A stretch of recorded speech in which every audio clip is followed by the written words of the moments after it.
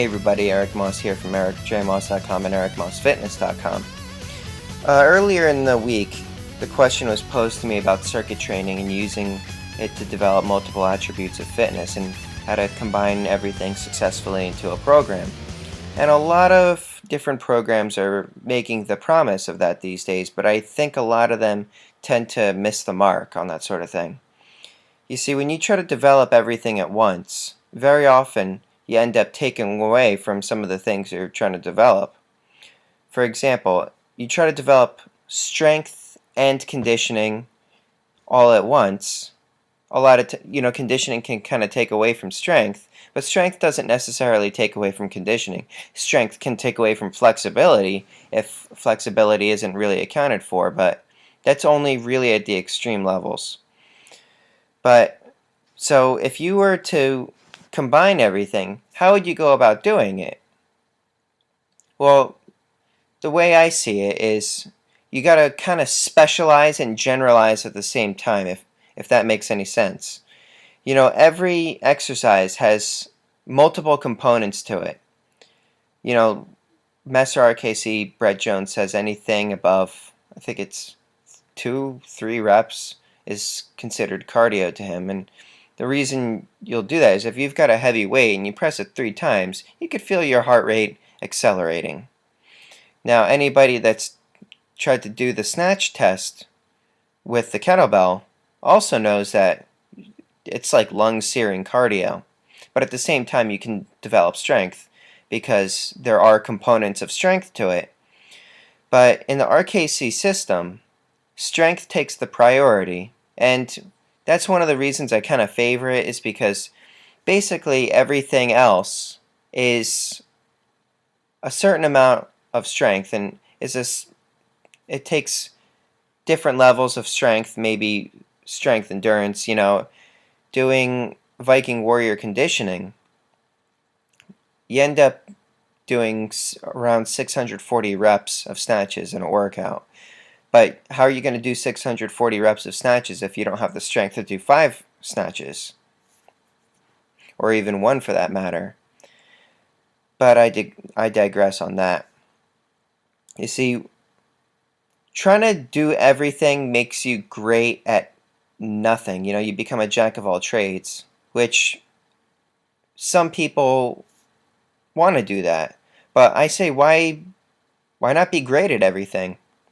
You know, you take a look at a guy like Bud Jeffries. That guy's had, I think it's 1,000-pound squat, and he's swung a 24 kilogram kettlebell for 1,000 reps, and that's pretty elite on all levels. So why not try to do that sort of thing?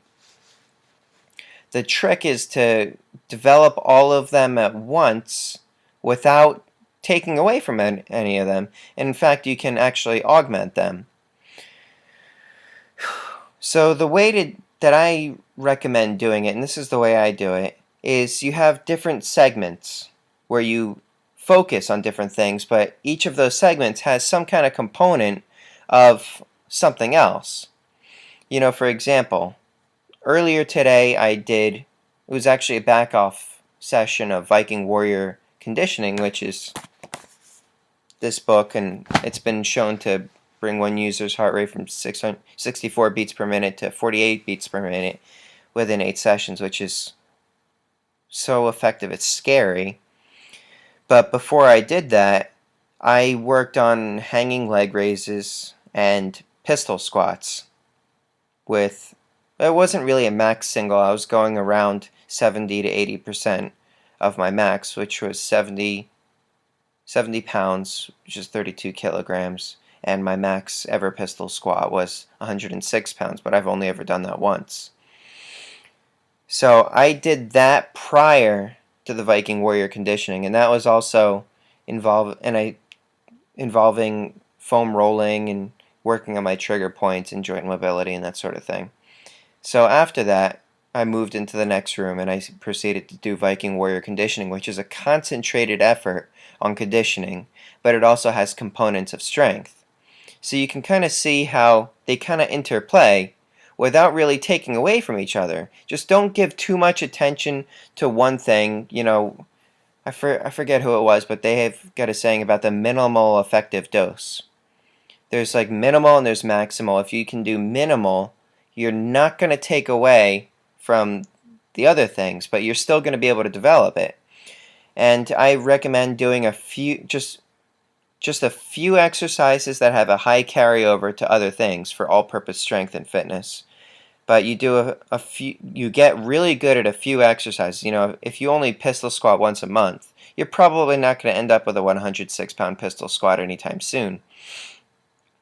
On the other hand, if you practice certain things, sometimes they have a high carryover to other things. You know, I was practicing overhead presses and I was practicing Turkish get-ups, and I practiced the armbar bent press, and then I decided to practice the full bent press, and I ended up with a 106-pound bent press about 2 weeks later, and that was because I had developed a certain base with the other exercises and was able to do a heavy bent press, at least heavy for me. I mean, I was 156 pounds when I bent pressed it, which is a little bit heavier, but I had also just spent a week pigging out on my honeymoon.